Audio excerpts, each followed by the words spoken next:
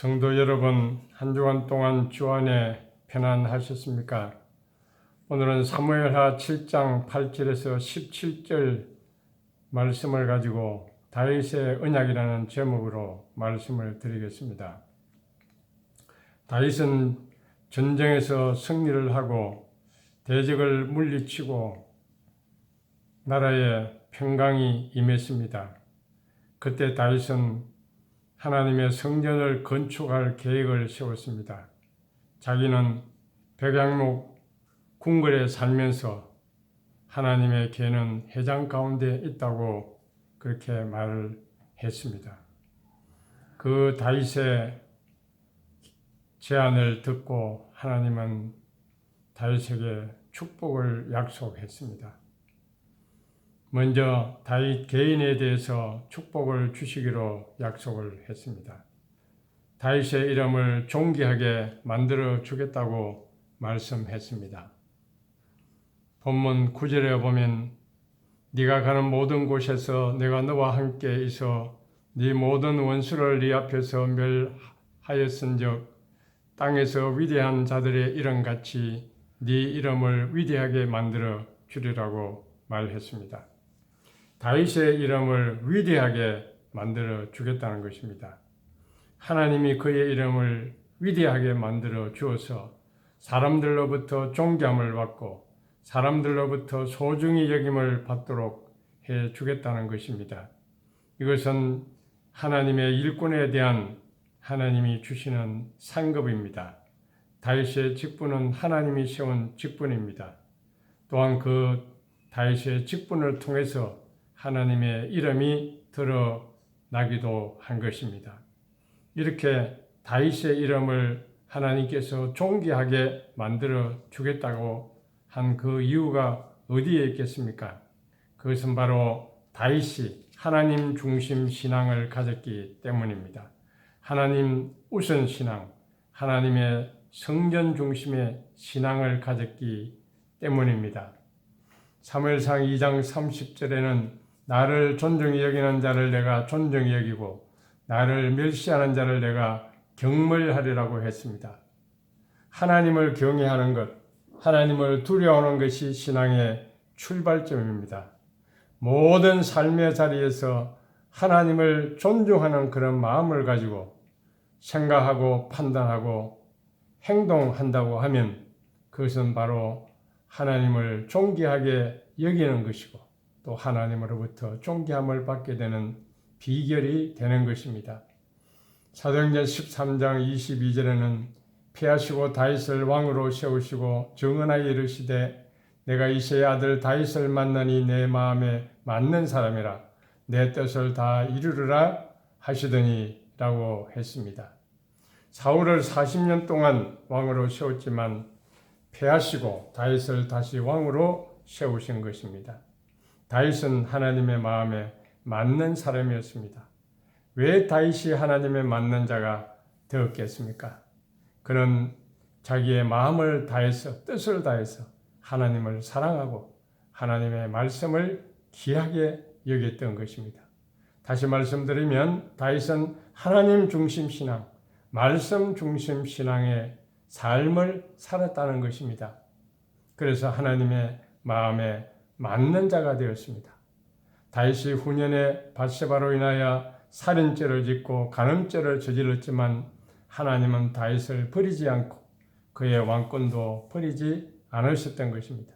물론 그의 말년과 그 후손들에게 고난이 많이 따라왔지만 그 등불은 꺼지지 않게 하셨습니다. 약속하신 말씀대로 다윗의 후손으로부터 그리스도가 오시도록 그렇게 하신 것입니다. 다윗의 이름은 이와 같이 성경에서 가장 영광스러운 이름이 되었습니다. 예수님의 이름을 부를 때 다윗의 자손 예수요 라고 말합니다. 다시 오실 그 예수님의 재림주의 명칭도 다윗의 열쇠를 가지시니라고 말합니다. 구약에는 다윗, 신약에는 바울의 이름이 가장 존귀한 이름이요 사람들에게 알려진 이름인 것입니다. 이와 같이 하나님 앞과 사람 앞에서 존귀하게 되려면 우리는 하나님의 마음에 합한 자가 되어야 합니다. 우리가 하나님을 존중히 여기면 하나님도 우리를 존중히 여겨 주신다고 했습니다. 하나님 중심 신앙, 말씀 중심 신앙, 교회 중심 신앙, 이런 신앙을 가질 때에 우리는 하나님께 인정을 받을 수가 있습니다. 신약에도 베드로와 바울의 이름이 온 세상에 존귀케 된 이유가 어디 있습니까? 예수 그리스도 중심, 십자가 중심, 복음 중심의 삶을 살았기 때문인 것입니다. 오늘 우리도 마찬가지입니다. 하나님 우선주의, 말씀 중심, 교회 중심, 복음 중심으로 살아갈 때에 하나님은 우리를 세상에서 존귀한 자가 되게 해 주실 것이고 세상에 하나님의 이름을 나타내는 일꾼으로 우리를 사용해 주실 것입니다. 오늘날 한국교회는 행사 중심, 프로그램 중심, 친교 중심, 물질 중심으로 변질되었습니다. 교회는 예수님 중심으로 하나 되는 모임이 되어야 합니다. 사람의 생각과 사람의 이익을 따라 움직이는 곳이 아닙니다. 예수님 안에서 개인의 생각과 개인의 형편은 사라지고 오직 한 믿음으로 일치가 되는 모임이 교회입니다. 사람을 바라보는 것이 아니라 오직 구원자이신 예수님만 바라보며 십자가의 복음만 자랑하는 것이 교회가 되어야 할 것입니다. 두 번째로 하나님은 이스라엘 나라에 대한 약속을 주셨습니다. 대적을 물리치고 평안히 지낼 그런 복을 약속하신 것입니다. 11절 말씀에 보면 전에 내가 사사에게 명령하여 내 백성 이스라엘을 다스리던 때와 같이 아니하게 하고 너를 모든 원수에게서 벗어나 편히 쉬게 하리라. 여호와가 또 네게 이르노니 여호와가 너를 위하여 집을 짓고 라고 말하고 있습니다. 평안의 복을 주신다는 것입니다. 다윗이 통치하는 그 이스라엘 왕국에 평안이 더해지는 것입니다. 원수의 모든 공격에서 벗어나는 평안입니다. 평안의 복, 적군을 막아주시고 원수를 물리쳐 주시고 온 인생의 모든 문제를 해결해 주심으로 평안의 복이 임하는 것입니다. 사울은 왕이지만 늘 마음이 불안하고 열등감에 사로잡혀 있고 악령에 시달리고 두려움과 불안과 공포 가운데 살았습니다. 그러나 다윗은 하나님 중심, 성경 중심, 말씀 중심으로 살았기 때문에 평안의 복을 누렸던 것입니다. 염려와 불안과 조바심이 떠나가고 평안을 얻을 수가 있었던 것입니다. 오늘 우리는 평안을 구해야 합니다. 요한복음 14장 27절에 평안을 너희에게 끼쳐노니 곧 나의 평안을 너희에게 주노라. 내가 너희에게 주는 것은 세상이 주는 것과 같이 아니하니라. 너희는 마음에 근심하지도 말고 두려워하지도 말라라고 말하고 있습니다. 예수님의 평안은 하나님과 평화롭게 지내는 관계를 말합니다. 이 평안은 예수님께서 십자가에 죽으심으로 이룩하신 것입니다. 하나님과 우리 사이에 있었던 모든 죄의 장벽을 무너뜨림으로 우리에게 주신 최고의 선물입니다.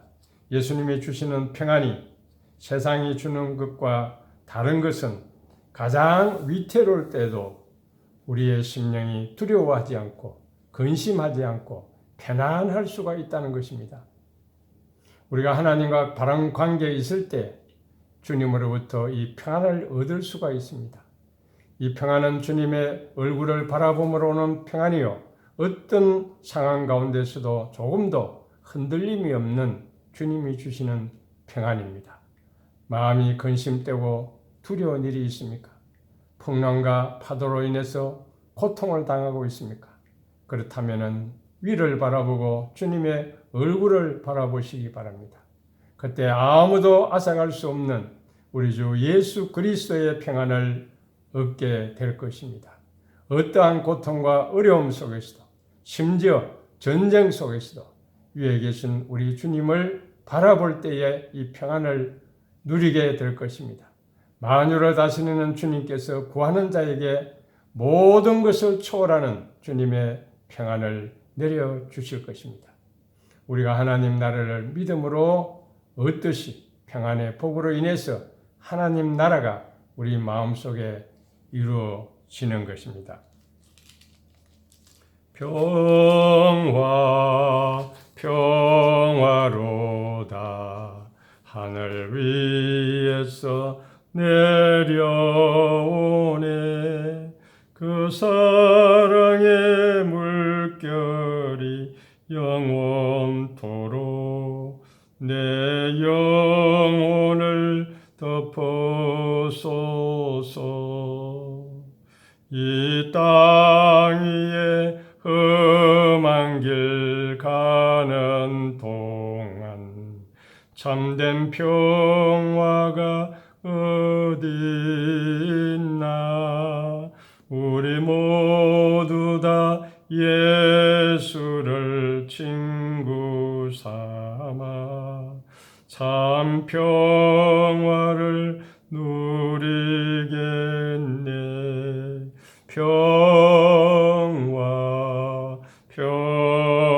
평화로다 하늘 위에서 내려오네 그 사랑의 물결이 영원토록 내 영혼을 덮어소서. 아멘. 하나님 중심, 말씀 중심, 교회 중심, 이런 신앙을 가지고 살아감으로써 우리 마음 가운데 평화가 넘치는 그런 삶이 저와 여러분에게 이루어지기를 바랍니다. 마지막으로 다윗의 후손에 대한 약속을 12절 이하에 말씀하고 있습니다. 하나님은 다윗의 자식을 세워서 그 나라 위를 영원히 견고하게 하겠다고 말씀했습니다. 12절에 보면 네 수완이 차서 네 조상들과 함께 누울 때 내가 네 몸에서 날 네 씨를 내 뒤에 세워서 그의 나라를 견고하게 하리라 말씀했습니다. 다윗 언약에 있어서 가장 중요한 것은 바로 다윗의 자손에 대한 약속입니다. 여기 자식이란 말은 단수로 기록이 되어 있습니다. 물론 일시적으로는 솔로몬 왕이 다윗의 자녀입니다. 그러나 구속사적으로 보면 예수 그리스도를 가리키는 것입니다. 다윗의 왕위는 400년 동안 지속되었습니다. 주전 586년 이스라엘이 멸망함으로 끊어졌습니다. 유다 지파 다윗의 후손 예수 그리스도가 영원한 왕이 되어서 이 다윗의 약속을 성취하게 될 것을 말해주는 것입니다. 예수님은 영원한 왕이십니다. 믿는 자는 예수님의 마음을 모시고 살아갑니다. 예수님이 우리 마음을 통치하고 다스립니다. 하늘나라 왕으로서 예수님은 지금도 하늘에 계셔서 온 우주 만물을 다스리십니다. 이 예수님을 우리의 왕으로 모시고 살아야 되겠습니다. 예수님의 통치를 받을 때 우리는 기쁨으로 살 수가 있습니다. 왕같은 제사장으로서 우리는 예수님의 권세를 우리도 누리면서 살 수가 있습니다. 천국의 왕으로 그리스도와 함께 우리는 장차 영원한 천국에서 다스릴 그런 소망 가운데 살아갈 수가 있는 것입니다. 13절에는 내 이름을 위하여 집을 건축할 것이고 그 나라 왕위를 견고히 하리라고 말했습니다. 이 약속은 1차적으로 솔로몬에게 이루어졌습니다. 솔로몬이 하나님의 전을 건축하게 된 것입니다. 그러나 솔로몬 이후 이스라엘 나라는 견고하게 세워지지 않았습니다. 하나님의 목표는 영원한 하늘나라에 있었던 것입니다. 이스라엘 나라는 단지 이 세상에서 하나님의 왕국을 드러내는 하나의 표상일 뿐입니다. 다윗의 자손 예수 그리스도 안에서 다윗의 언약이 온전히 이루어지는 것입니다. 다윗의 후손으로 오신 예수 그리스도가 하나님 나라의 통치자가 되고 하나님 나라를 건설한다는 것입니다. 예수님이 세우신 하나님 나라, 그 나라만이 영원한 나라입니다. 예수님의 왕되심과 통치하심은 지금은 미미하게 보입니다. 오늘날 지상교회에서 미미하게 드러나고 있습니다. 그러나 예수님이 오실 그 재림 때에는 온 나라가 주님과 그리스도의 나라가 될 것입니다. 천국은 영원한 하나님 나라, 주님이 통치하는 나라가 되는 것입니다. 예수님을 왕으로 모신 심령은 이런 천국이 임하게 됩니다. 우리 안에 예수님을 모시면 우리 안에 천국이 임하는 것이요, 우리 교회 공동체 안에 임하는 것입니다. 천국의 완성은 예수님이 재림할 그때에 이루어질 것입니다. 그러나 지금 이 땅에서도 예수님을 왕으로 모신 심령에는 천국이 임하는 것입니다. 주님 나라는 예수님이 왕으로 임재하고 통치하는 것입니다. 그러므로 예수님을 왕으로 모신 개인의 심령과 공동체는 그 사람의 마음속에 그리고 공동체 안에 주님의 나라가 이루어지는 것입니다. 주님을 주와 그리스도로 영접하는 곳에 천국이 임합니다. 천국이 어떤 곳입니까? 천국은 한마디로 예수 그리스도를 왕으로 모신 나라입니다. 그리고 그분이 왕으로 지배하는 나라입니다. 그래서 기쁨과 평화와 감사밖에 없는 그런 나라를 천국이라고 말하는 것입니다. 천국은 죽어서 가는 곳이기도 하지만 천국은 오늘날 내 심령과 가정과 교회에서도 이루어지는 것입니다. 마태복음 5장 3절에 심령이 가난한 자는 복이 있나니 천국이 그들의 것임이라고 했습니다.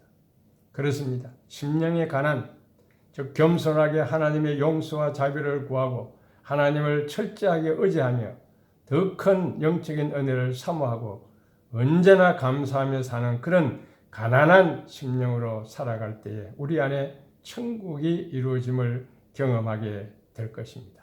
이런 천국을 심령천국이라고 말합니다. 그리고 그런 가난한 마음을 가지고 가정생활을 한다면 가정에서도 천국을 체험할 수 있습니다. 이 천국을 가정천국이라고 합니다.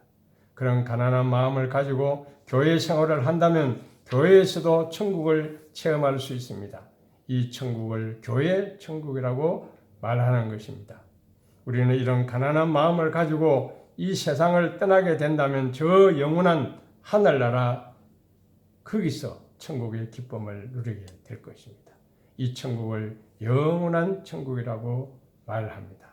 저와 여러분 심령 속에 이런 천국이 임하게 되기를 바랍니다. 그렇게 하려면 예수님을 나의 왕으로 모시고 나의 주인으로 모시고 살아가야 합니다. 우리는 때로는 내가 내 주인 노릇할 때가 많습니다. 하나님 나라가 내 안에 이루어지게 하기 위해서는 잘못된 주인을 바꿔야 됩니다. 내가 주인 노릇했던 삶을 회개하고 예수님을 나의 주인으로 모셔야 됩니다. 그렇게 할 때에 참 인생의 주인 되시는 주님께서 우리를 다스리시며 통치하셔서 우리 안에 천국이 임하도록 그렇게 해 주시는 것입니다. 우리는 주님을 모신 천국을 이룩한 그런 사람으로서 우리는 하늘나라에 합당한 삶을 살아야 되겠습니다. 말씀의 감화와 감동을 따라 살고 성령의 인도를 따라 살아갈 때에 우리는 영광스러운 하나님 나라의 삶을 사는 것이 될 것입니다. 내 영혼이 은총 입어 중환제짐 붙고 보니 슬픔 많은 이 세상도 천국으로 화하도다. 할렐루야 찬양하세. 내 모든 죄 사함 받고 주 예수와 동행하니 그 어디나 하늘나라. 주의 얼굴 뵙기 전에 멀리 뵈던 하늘나라 내 마음속에 이루어지니 날로 가깝도다. 할렐루야 찬양하세.